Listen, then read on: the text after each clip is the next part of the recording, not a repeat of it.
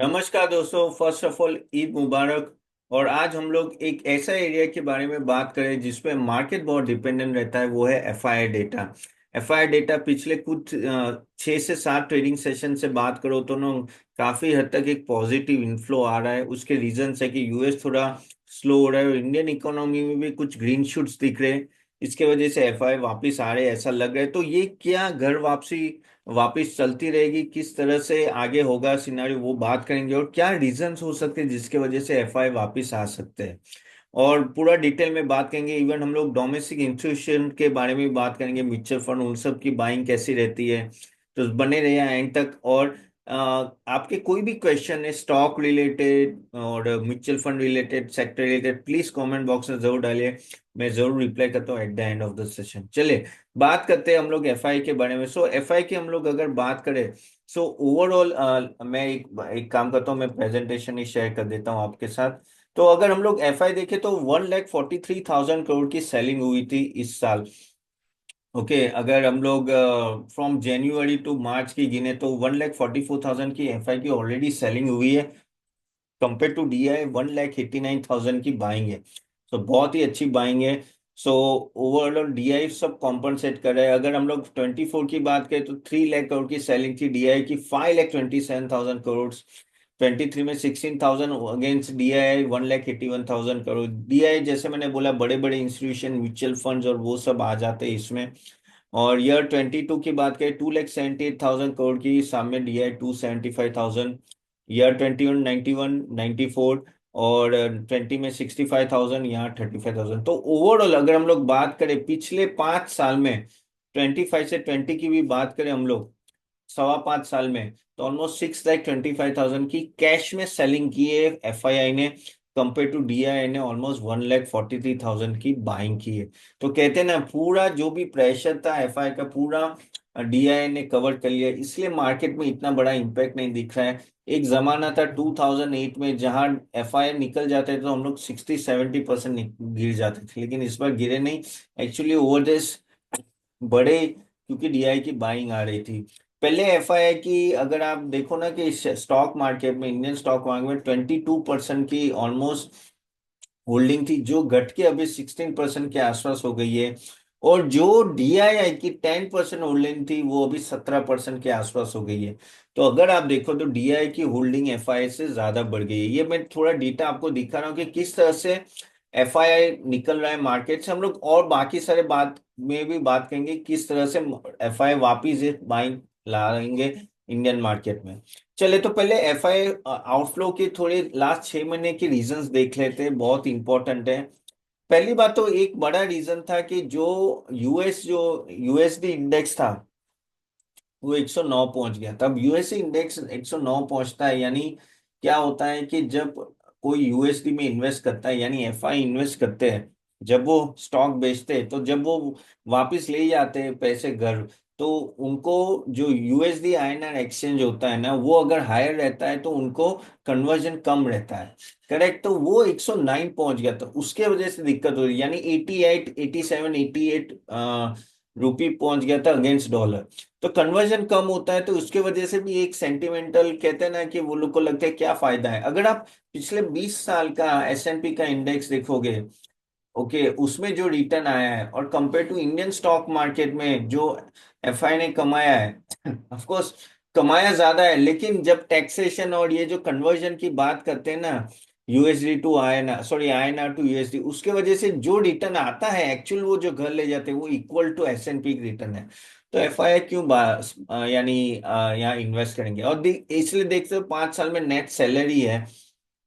Again उनका treasury funds 4.4 पहुंच गया, which is one of the highest. यानी उनको 4% से अपने वहां ही अगर मिल रहा हो, प्लस एक्सचेंज रेट का हर साल 5% का डिफरेंस आ जाता है, तो 9% तो वो लोग अपने वहां ही कमा लेते, तो वो क्यों आएंगे। तो वो भी एक रीजन था।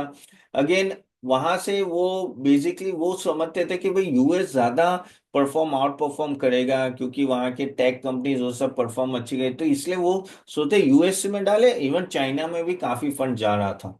अगेन सो यूएसडी ग्रोथ 2.1% बहुत अच्छा रहा, इसके वजह से भी फ्लो वहां जा रहा था। अगेन अगर आप बोलो तो इंडियन कॉर्पोरेट अर्निंग, ये एक one of the third reason है जो बहुत इंपॉर्टेंट है।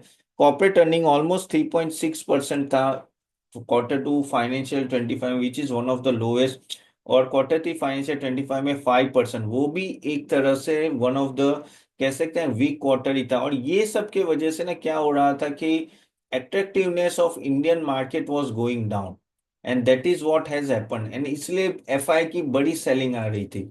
अगेन फोर्थ रीजन अगर हम लोग देखें कि भाई क्यों वो बाहर जा रहे थे, कि जैसे निफ्टी का पी 24 टाइम्स हो गया था, which was one of the historical high. तो अभी ऑफ कोर्स करेक्शन आ रहा है, तो अभी 19-20 हो गया, लेकिन अभी भी हम लोग अगर इमर्जिंग मार्केट की बात करें तो वो 12x है, 12 टाइम्स। हम लोग अभी भी 19 to 20 घूम रहे हैं, तो अभी भी ज्यादा ही है, ऐसा नहीं कि हम लोग सस्ते हैं। तो ये चीज ध्यान रखना है। और दूसरा एक buy China sell India trend, वो बहुत ही बड़ा ट्रेंड था। इवन सितंबर अक्टूबर की बात करें तो सिर्फ 2 महीने में 96 बिलियन का इनफ्लो डायरेक्टली चाइना में गया था। हैंसेंग ने 20% आउट परफॉर्म किया है, ओवरऑल 20% बढ़ा है इस साल, और कंपेयर टू निफ्टी हम लोग 12% डाउन है। आप देख सकते हो कि चाइना किस तरह से आउट परफॉर्मेंस दे रहा है, ऑलमोस्ट 30% से ज्यादा आउट परफॉर्मेंस दे इंडियन मार्केट, क्योंकि चाइना बढ़ा ही नहीं था। अगर पिछले 5 साल की बात करो तो चाइना बढ़ा ही नहीं था, और वही चीज अभी इम्पैक्ट दिख रहा है। Again basically at the end of the day India से निकल के चाइना पैसा ये चलता भी रह सकता है, क्योंकि चाइना अभी भी बहुत सस्ता है। अगेन जैसे मैंने बोला कि रूपी भी डेप्रिसिएशन हो गया, ये 85 लिखा है, लेकिन एक्चुअली 86 87 भी जा चुका था। Again Ukraine war, middle east conflicts, और जो इलेक्शन पीरियड था वो भी थोड़ी अनसर्टेनिटी की थी उस टाइम पे, लेकिन anyways buy China sell India was one of the theme. इन सब रीजन की वजह से काफी एफआई मनी बाहर जा रहे थे। अभी हम लोग ये पीरियड की अगर बात करें तो ओवरऑल अगर हम लोग सिर्फ पिछले 6 महीने की बात करें, 2.2 लाख इन्वेस्टमेंट लिटरली एफआई ने निकाल दिया यहाँ से। अगेन 12% से गिरे थे। यूएस इंडेक्स 108 109 पहुंचा था। यूएस यील्ड 4.4, 24 टाइम्स पी पे पहुंच गए थे हम लोग, हाई वैल्यूएशन। और डिप्रिसिएशन जो आईएनआर में हुआ था, और चाइना मार्केट वैल्यू हैंगसेंग 20% से बढ़ा था। तो ये एक मेन रीजंस थे जिसके वजह से एफआई फ्लो जा रहे थे। ओके, अभी हम लोग समझते कि अब क्यों एफआई वापिस आ रहे, क्या रीजन है उसके लिए की वजह से वापिस आ रहे हैं। तो पहला, तो सबसे बड़ी बात है कि यूएस जीडीपी अभी स्लो डाउन हो रहा है, ऑलमोस्ट 2% प्रोजेक्शन लग रहा है 25 का, तो थोड़ा थोड़ा स्लो डाउन हो रहा है। अगेन शायद पॉसिबल रेट कट्स आएंगे तो ईजिंग यूएसडी स्ट्रेंथ। ओके, तो इसके वजह से 102 103 पे शायद ये स्टेबल हो सके। अभी 104 के आसपास है, तो वो एक रीजन है कि यूएस थोड़ा ठंडा हुआ है, तो वापिस एफआई की मनी यहाँ आ रही है। अगेन इंडिया में 3.61% का इन्फ्लेशन आया, विच वॉज वेरी गुड, जिसके वजह से क्या होगा कि आरबीआई शायद 25 बेसिस पॉइंट कट फैब में करे। तो वो भी एक नहीं सॉरी, 25% बेसिस पॉइंट तो ऑलरेडी फेब में किया हुआ था, और अप्रैल में भी 25 बेसिस पॉइंट कट करे। सो नेक्स्ट वन में कर सकता है। अगेन हम जैसे बोला कि अभी थोड़ा रीजनेबल वैल्यूएशन है, 20x पी रेशियो, वो 24 के आसपास चला गया था। सो बार्गेन पावर, बार्गेन बाइंग जैसे बैंकिंग, ऑटो, एफएमसीजी में थोड़ा हो रहा है। सो वो भी एक वन ऑफ द रीजन है। फिर इमर्जिंग मार्केट फंड रोटेशन, जैसे मैंने पहले भी बोला था कि फंड अभी क्या हो रहा है कि वापस यूएस मार्केट से वापस इमर्जिंग मार्केट में जाए, खास करके इंडिया और चाइना में। चाइना में मैक्सिमम जा रहा है, लेकिन वो कहते हैं ना उसके साथ जाए तो थोड़ा थोड़ा हमें भी फायदा मिल रहा है। सो इंडिया और चाइना में जा रहा है। Again India viewed as alternative to China. जब यूएस और चाइना का इतना टेंशन हो रहा है, तो एक तरह से हम लोग उनके लिए अल्टरनेटिव बन जाते हैं, तो वो भी एक फायदा इंडिया को मिल रहा है। अगेन सेंटीमेंट अगर बात करें ना तो रीबैलेंसिंग, जैसे एमएससीआई इमर्जिंग मार्केट का जो इंडेक्स होता है, निफ्टी इंडेक्स होता है, उसके जो रीबैलेंसिंग होता है उसका भी इम्पैक्ट आता है। अभी जो इन्फ्लो आया तो काफी एमएससीआई रीबैलेंसिंग के वजह से हुआ था। Again INR becomes the best performing currency in March 25, यानी आईएनआर एक्चुअली रूपी के सामने ज्यादा स्ट्रांग हो, वो भी एक काफी हद तक फायदा हुआ था। अभी हम लोग एक बात, एक ये कंपेरिजन मैंने स्पेसिफिकली क्यों ये रिसर्च में आज आपके रिसर्च के सामने रखा है, क्योंकि ये पता था कि किस तरह से चाइना हमें आउट परफॉर्म कर रहा है, और यूएस भी ओवर द इयर्स पीछे कुछ टाइम में आउट परफॉर्म कर रहा है। बाय द वे गाइस, आप अगर चाहते हो कि आप हमारे स्टॉक रिकमेंडेशन सीरीज देखना चाहते तो हमने लिंक दी है और एक वेबिनार लिंक दी है, वो जरूर अटेंड कीजिएगा। नेक्स्ट वेडनेसडे हमारे लाइव 8 बजे होगा, तो उसमें हम बताएंगे किस तरह से हम लोग रिकमेंडेशन सीरीज भी प्रोवाइड करते हैं। तो चलिए, अभी एक कंपैरेटिव एनालिसिस मैंने यहाँ रखा हुआ है आपको अंडरस्टैंड करने के लिए कि किस तरह से नो नेट इक्विटी फ्लो हुआ है। तो अगर आप देखो तो इंडिया में आउटफ्लो हुआ है 27 बिलियन का। ओके। और पिछले 1 डेढ़ महीने की बात करें, जबकि चाइना में अच्छा खासा इन्फ्लो हुआ है। और यूएस में भी अगर हम लोग बात करें तो पिछले 6 महीने में काफी हद तक इन्फ्लो हुआ था। मार्केट परफॉर्मेंस हम लोग ने अंडर परफॉर्म किया है। वैल्यूएशन हमारा 20x है, लेकिन चाइना का देखो 7 to 8, यानी कितना डिस्काउंटेड है। जबकि यूएस भी बहुत ही एक्सपेंसिव है, अभी वो भी 18 से 20 घूम रहा है। जीडीपी ग्रोथ हम लोग अराउंड 6% के आसपास होंगे। चाइना 5% के आसपास रिकवरी मोड पे है। और यूएस के लिए 2.1 भाई बहुत अच्छा है। जिस तरह से यूएस परफॉर्म कर रहा है, तो उसके सामने तो वो अच्छा ही है। अगर हम लोग इन्फ्लेशन की बात करें तो हाँ, इन्फ्लेशन थोड़ा कूल डाउन हो रहा है। इंडिया में 3.6, चाइना में 2 है, और यूएस में 2 और 3 के बीच में। लेकिन अगर जिस तरह से ट्रम्प की पॉलिसी चल रही है, ट्रम्प चल रहा है, तो वो बार बार जो रेसिप्रोकल टैक्स की बात करे तो उसके वजह से इन्फ्लेशन बढ़ सकता है। अगर इन्फ्लेशन बढ़ेगा तो वो वापिस फैट के लिए प्रॉब्लम होगी इंटरेस्ट रेट कट करने के लिए। आईएनआर वीक हो रहा है, योन स्टेबल है। यूएसडी इनिशियली बहुत स्ट्रांग है, अभी थोड़ा वीक हो रहा है। अभी हम लोग थोड़ा रेट कट्स की तरफ जा रहे हैं, जबकि चाइना ने काफी रेट कट कर चुके हैं, तो वो अकोमोडेटिव में जाएंगे। और मॉनेटरी पॉलिसी काफी यूएस में तो टाइट है।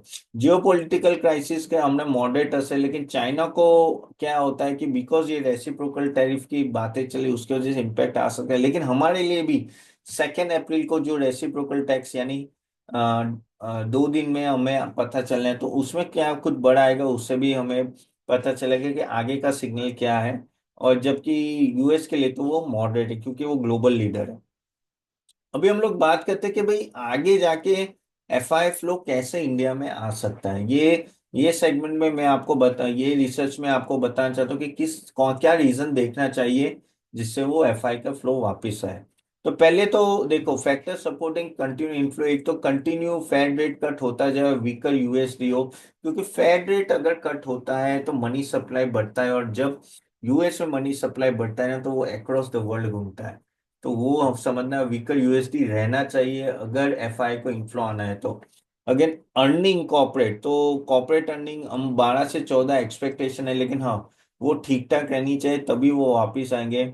अगेन स्टेबल डोमेस्टिक मैक्रो, यानी इन्फ्लेशन भी 4% से नीचे रहना चाहिए। अगर वो होगा तभी इंटरेस्ट रेट कट होगा, और इसके वजह से बेनिफिट हो सकता है।